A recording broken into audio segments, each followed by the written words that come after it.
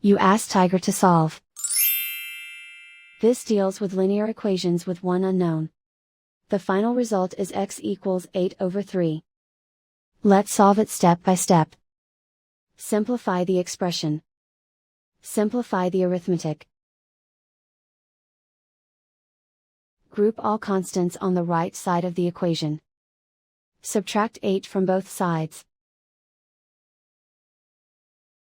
Simplify the arithmetic.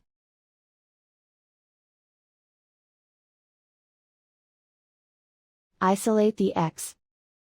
Divide both sides by -3. Cancel out the negatives. Simplify the fraction. Cancel out the negatives. And so the final result is x equals 8/3.